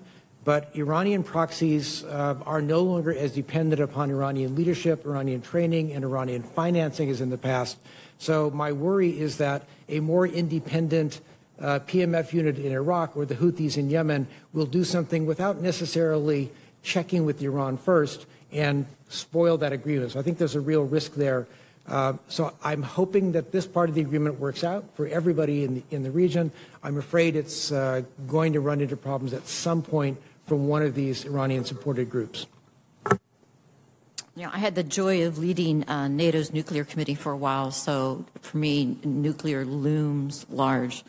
I agree with the ambassador with one nuance, and that is having it in the basement and ready to go forces the Saudis to think hard about, there's a Persian bomb, and it will be considered a Persian bomb. I need a Sunni counterpart, or at least the ability to counteract. And then you do end up with proliferation, number one. Number two, having that in the basement ready to go at any moment, who cares whether you're going to test it or not? We think of that because we do things in sequence. I'm not sure the Iranians will be like, hey, the test will be when I use it the first time. Frankly, I'm not sure they're going to go through the regular processes, but that gives you tremendous power. And it's that power that allowed Iran to become proxy players and a basic spoiler, not just in the Middle East, but also arguably in significant places in Africa where we see proxies in Somalia, we see what's happening in Yemen, we see it in Libya, We see interesting dances even in Sudan. I think the proxy conflicts are going to proliferate exponentially for a lot of reasons, not just because of Iran. Excellent. So I just want to clarify to the audience, many of you submitted questions around the same topics, so I probably will not be reading everyone's note card word for word, but I'll group them around the themes that you all submitted. I do appreciate all of you submitting your questions. Several of you asked about the current state of U.S.-Israeli relations and what the potential future of the Abraham Accords look like. So in that sense, in recent months, Prime Minister Netanyahu's far-right government has faced backlash from Israeli citizens over its plan to restrict the authority of the Supreme Court. Hundreds of thousands of protesters have taken to the streets for over 2 months in what has been described as an Israeli spring. In what ways do the panelists see the domestic turmoil in Israel affecting the U.S. security partnership? And if Netanyahu's government takes more steps towards limiting democracy in Israel, will this change the level of military support the U.S. provides? And finally, how do you think this will affect the future of the Abraham Accords? I think the Abraham Accords were well launched. The relationship between the UAE and Israel had gotten about as far as it could have gotten before the Accords without coming into the light of day. So I think that that part of the relationship is actually going to be strong. It will probably grow or contract slightly depending upon other political factors, who's in the Israeli government, what's happening on the Israel-Palestine file, are there other Middle Eastern issues that might go forward. I think right now it's going to be very difficult to get another country, particularly Saudi Arabia, which is the one that the Israelis really want, to sign on, given the politics of this Israeli government. And I'm not anticipating that the Abraham Accords themselves will expand quickly. However, there is real opportunity for expanded economic activity, expanded security cooperation, expanding existing intelligence cooperation among GCC states and other states in the Middle East and Israel without anything going on in the Abraham Accords and a formal agreement to recognize Israel. So I see slow expansion of the Abraham Accords, but probably quicker proliferation of ties to Israel on these other areas. Do you have thoughts, Mayor Beth? Or you No, agree? I totally agree. Asha? I agree. I'll just kind of focus a little bit more domestically, where you are seeing that among our policymakers, elected officials, there's a growing divergence on how we view U.S.-Israel security partnership. And evidently, the most obvious is Senator Sanders and Congressman Bowman, who've been very vocal on we need to relook at the partnership, the security partnership with Israel based on the recent events. Another point I want to add on to is exactly what Ambassador Silliman said. I think that the Abraham Accords will slow down as far as the expansion of it due to the domestic turmoil that's occurring right now. Thank you. Let me make a general point. Whenever the United States is involved with a security partner or an ally and there's great costs, usually the costs are measured in blood, at some point, if this drags on, there happens to be an informal referendum in the United States on the virtue of that partner. So the bug out in Afghanistan, everybody decided, yeah, these guys are never going to get there. You know, we're just subsidizing villas in Dubai. Withdraw. Same thing with the South Vietnam Republic. You know, if you read the contemporary press in the 70s, you know, you see this drumbeat of articles about corruption and Nguyen Cao Kai and where his wife is, stuff like that. Israel, you know, we haven't been involved from a blood standpoint. We've been involved from a treasure standpoint, but we viewed that as a worthwhile activity, particularly in the context of the Cold War. What I'm reading now is a lot different. It's different. Because there's internal divisions within Israeli society. So this is no longer the Cold War Arabs against, you know, Soviet proxies. That I don't know how significant that will be, but it is a significant point. The second point I'll make on this is the Abraham Accords. Everybody who has joined the Abraham Accords thought they were getting something or got something. Moroccan recognition of sovereignty over the former Western Sahara, for example. I would argue that the current instability in the Israeli government, if the Saudis are indeed contemplating this, and we have to be honest, we're only guessing, but if they are contemplating it, the price of what they're going to get has risen significantly. And the more instability there is in Israel and the more unpalatable the complexion of the Israeli government becomes, the greater that price will be. Just to return 1 second to the China as a security guarantor through which this conversation has evolved. When I speak with my Middle Eastern friends, I do tend to try to bring them back to what I think is reality. And that reality is, can you imagine China coming to your defense and deploying troops on your border to keep the Iraqis out of Kuwait? Can you imagine China putting people in your country who will defend you against your foe, whoever it is?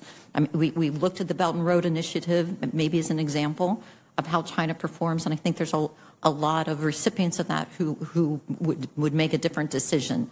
So at the end of the day, as messed up as all this is and as bad as it's going to get, it really is only the United States that put its most valued treasure, its men and women in uniform, and its diplomats and its USAID on the front lines for our Middle Eastern allies in a number of circumstances.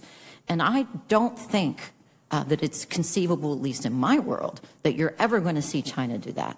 So choose your friends wisely at the end of the day, because it's a long life out there. And speaking of long life, I have been wrong twice in my life, only twice.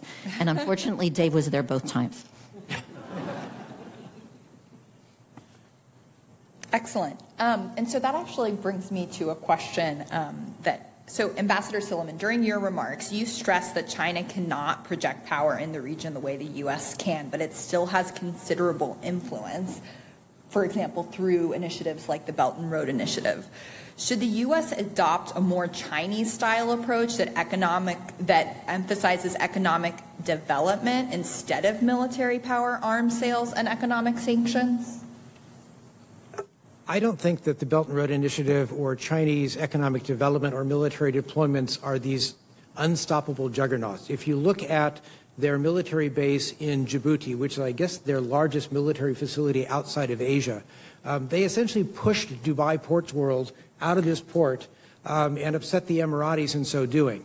If you look at the development in Oman of Duqm Port, which was a major initiative to get the Belt and Road Initiative into the Middle East, the Omanis became unhappy because the Chinese, frankly, didn't abide by the promises they made in terms of investment and local employment. They imported many, many Han Chinese to work in the factories to do construction, and the Omanis significantly scaled back Chinese involvement in that project because of the performance. So the mere fact that there is a Belt and Road Initiative or a Chinese military presence, if not a base, doesn't mean that the Chinese are gaining control or even are winning winning hearts and minds in those areas. So I think it's a more complicated equation than a lot of people think about. The same way that the deployment of the Fifth Fleet in Bahrain has got advantages and disadvantages with the Bahraini government and the Bahraini population.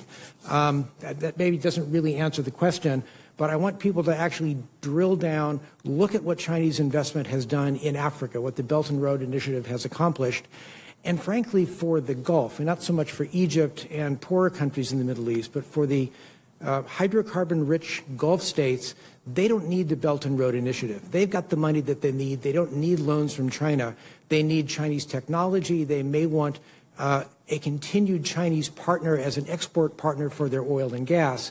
But you look also, if you're looking at poor sub-Saharan Africa or Oman or Syria or potentially Iraq, you may see Belt and Road initiatives that can have an impact. But I think that for many of the key countries that we've been talking about here in the Gulf, Chinese money and Chinese development projects are far less important. The Chinese want to sell stuff there, much the way that we do. So the relationship is a more a more even economic competitive relationship. Once again, I agree with the ambassador, and I'll even go further. You know, I've been to Duke-Port many, many times and have stood there and looked at the Chinese facility that they stopped doing anything with, and listened to the Omanis saying, you know, this was our anchor. This was supposed to be, you know, the transshipment point for the Chinese, and they've let us down in a number of ways. And I go to Libya. Haven't been there in about a year, but I go fairly frequently. And there was a time right after Benghazi when the planes were full. Everybody moving through Tunisia because you really couldn't fly into Libya, but full of Chinese. And Libya, you know, both sides, both Tripoli and Benghazi, were very excited because China was bringing investment and they were bringing infrastructure and repairs. And let me tell you right now, is like the experience that many of the African countries have. Great deal, sounds terrific, but when it plays out, I end up with fewer jobs, an incomplete infrastructure that's sort of crappily done, hastily done, a loan that I can't possibly pay off, and now I've got infrastructure problems because I now don't even own what I thought I was buying whenever I got into the Belt and Road Initiative. And so I think what the ambassador says, it really does boil down to, if you were most of the Middle East countries, you're actually almost looking at the U.S. and China similarly when it comes to, I need your economics, I need your technology, I need your diplomacy, but the rest of it, I'm becoming increasingly independent in that I'm sort of doing a mix and match. And I think that's where this is going to go. And because we're such a mess from our foreign policy perspective, we're in transition, and we're in transition, frankly, domestically. And that has resulted in us looking just difficult, messy, unreliable, can't speak with one voice. So while we're sort of figuring out, we're going through transition, countries do, internally and externally. While we're doing that, I think what's going to happen is China's going to poke and find it's harder to do this than it thought, and it's going to fail a couple times, and it's harder to project the power than it contemplated, and all of this is just going to have to sort it out. But to get back to the topic of the day, that means problems and security issues can rise very quickly and become, and hopefully not existential, we're going to have to walk and chew gum at the same time. Excellent. So another question for the panelists is, as you all know, in recent news, we have seen discussion both publicly and privately of a renormalization of relations between the Gulf and other Middle Eastern countries with Assad and the Syrian regime. One, how likely do you see that as potentially happening? And if so, how would that affect U.S. influence in the region?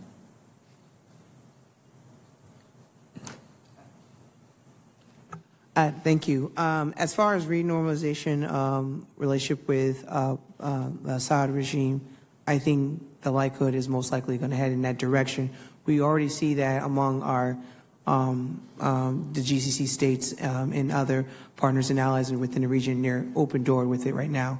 And then going back to my original argument with regards to the role of our near-peer competitors, of course, Russia, supports that effort, as well as the PRC, who initially was covert about it, now more overt about it. So I think that you'll see where there'll be multiple countries within the region and our near-peer competitors that are going to support this normalization with Bashar al-Assad. Thank you.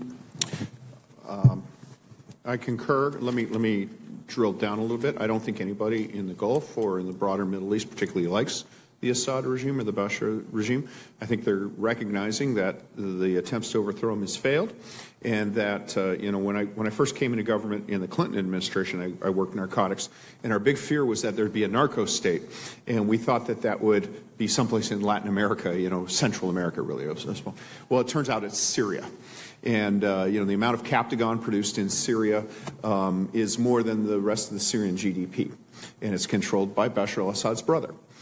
So I think that the Gulf states have said, all right, we're not going to get rid of these guys. They're not going anywhere. We've got to do something about it. If we can engage on at least some level, maybe we can moderate some of these bad things, because the primary audience or the primary consumption market for Captagon is the states of the Gulf. The second thing I'd point out here is I think the comprehensive failure of U.S. policy in Syria to eliminate the Assad rule.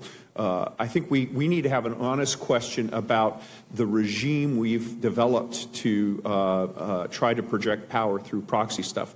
We've established a system where we had so many requirements for people that we wanted to arm as the opposition that literally the only people who were suitable were expatriate law students, people who lived in Switzerland for 50 years. And, we managed to maintain a level of ideological purity that was inversely proportional to military efficacy.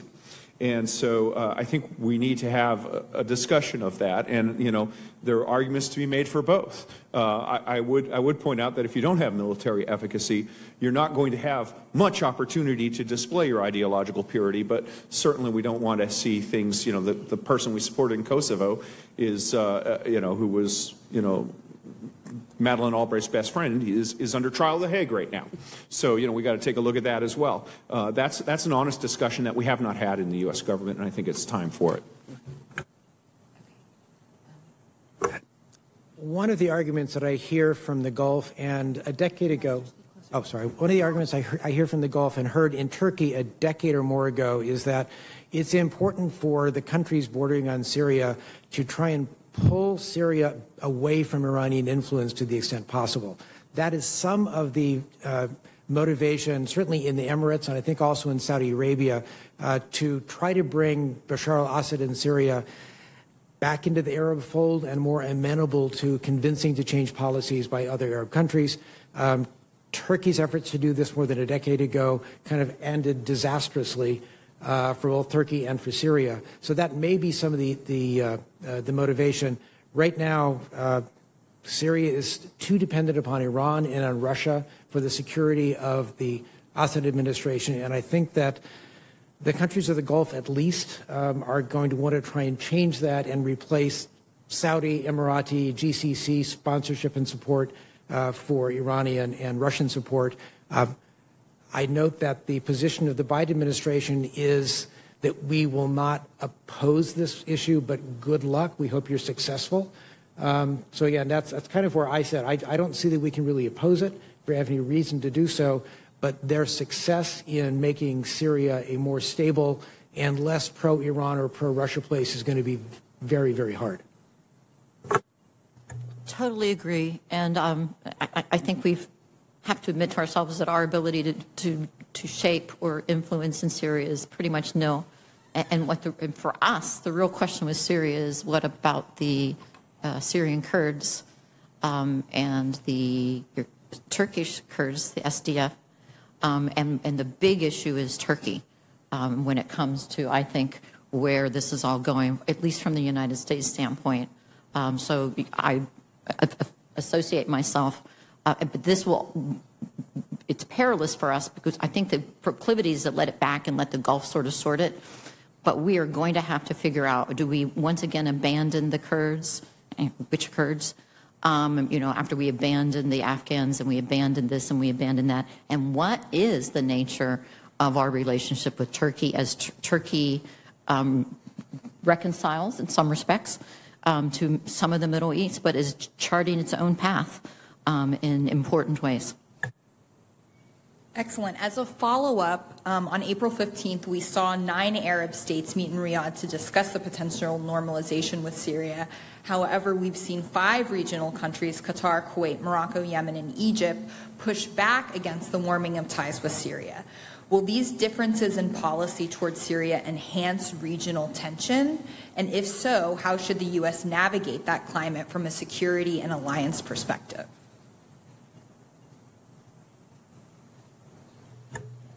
I'll jump first to give you an opportunity to think, because then I'll just associate myself with your more thoughtful response.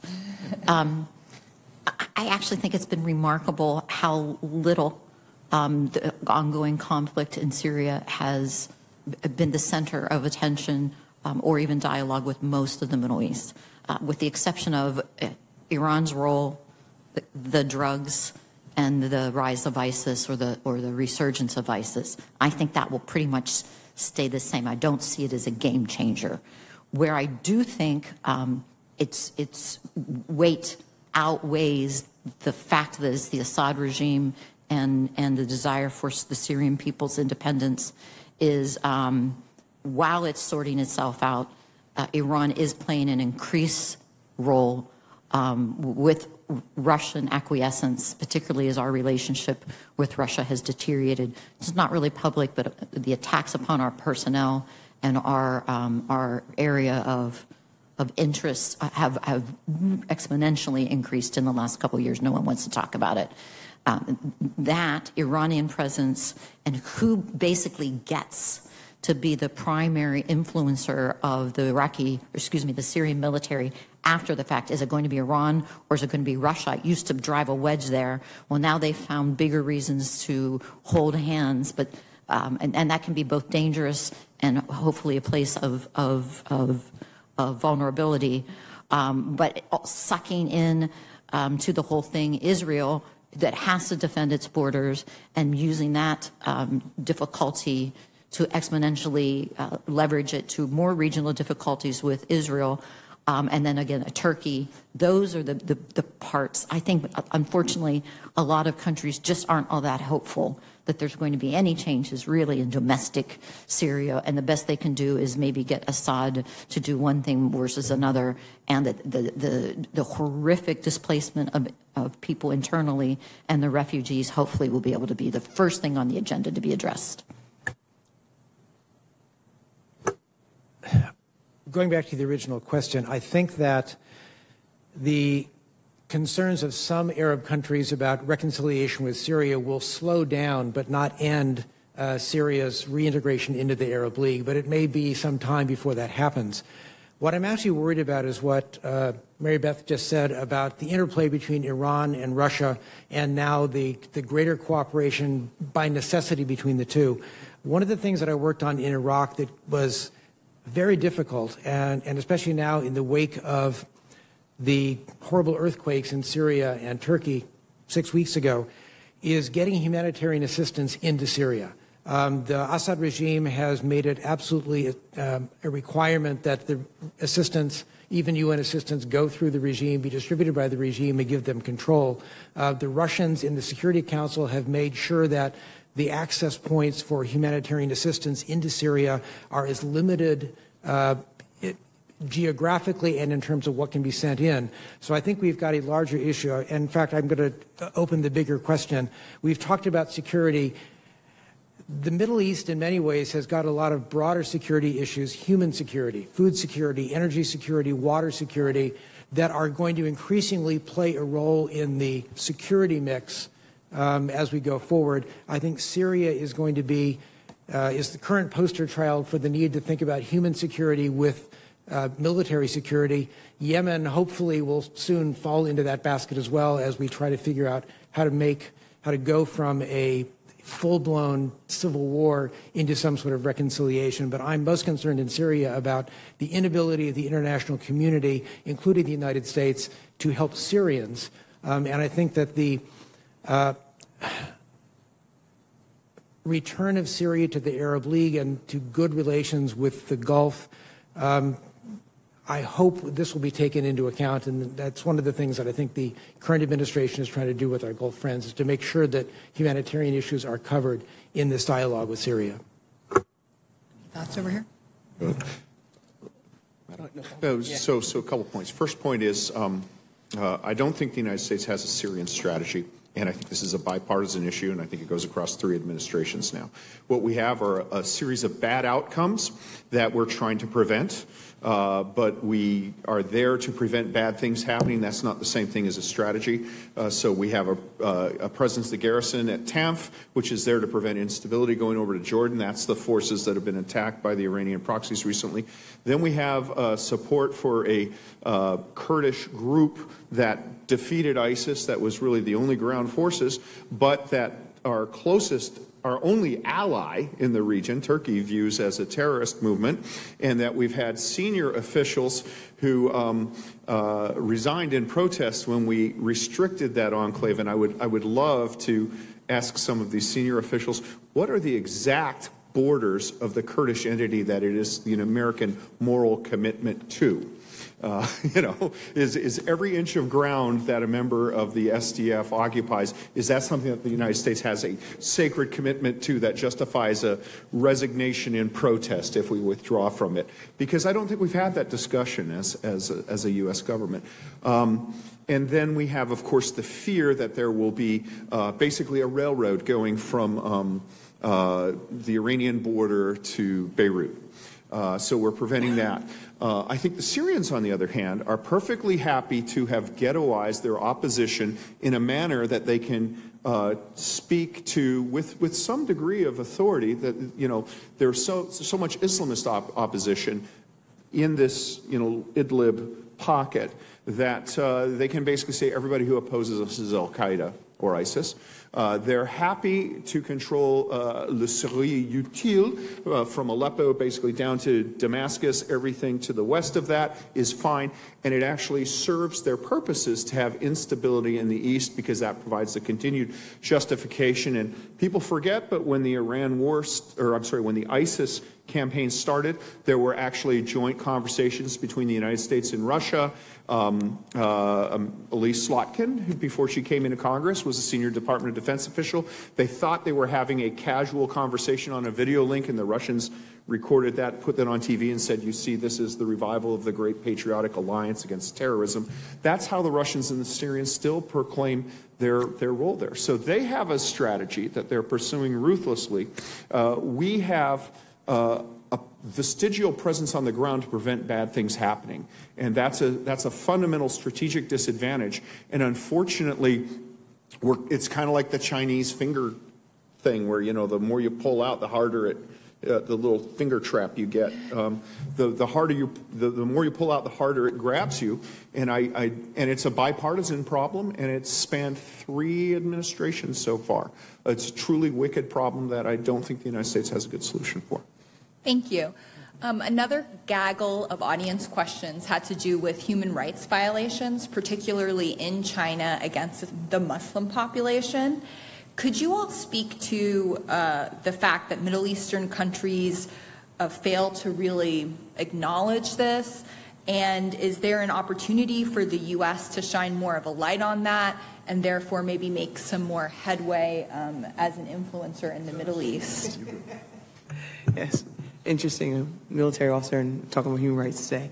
No, thank you. That's a wonderful question. As far as the issue involving Chinese Muslim Uyghur community, it has been definitely a contentious topic, and of course you just highlighted really well, Bassima, that there's been like a lack of movement on getting our Middle Eastern allies and partners to condemn China for what's going on. And I will tell you there's 2 things why that's happening.